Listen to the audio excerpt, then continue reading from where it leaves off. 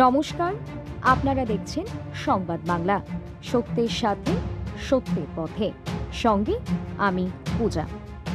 বান্দোয়ানে হিন্দু সুরক্ষা বাহিনীর উদ্যোগে সেলাই ও রিপেয়ারিং প্রশিক্ষণ শিবির, গৃহবধূদের ব্যাপক সাড়া।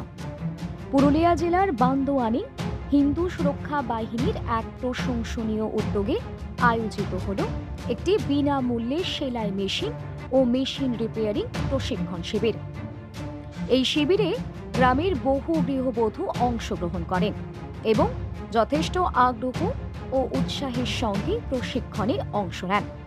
মহিলাদের স্বনির্ভর করে তোলার লক্ষ্যে এমন উদ্যোগকে সাধুবাদ জানিয়েছেন স্থানীয় বাসিন্দারা। সংগঠনের পক্ষ থেকে জানানো হয়েছে, শুধুমাত্র বান্দোয়ানেই নয়, পুরুলিয়া জেলার বিভিন্ন প্রান্তেও ভবিষ্যতে আরও এই ধরনের প্রশিক্ষণ শিবির আয়োজনের পরিকল্পনা রয়েছে।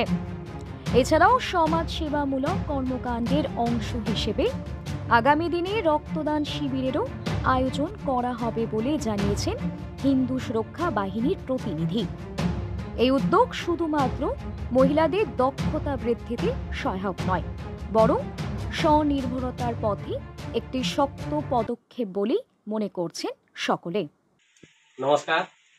আমাদের পুরুলিয়া জেলা জুড়ে যে নিখরচায় সেলাই কাটিং ট্রেনিং সেন্টার করার উদ্যোগ আমরা নিয়েছিলাম, তো বান্দোয়ান ব্লকে আজকে তার উদ্বোধন করা হলো।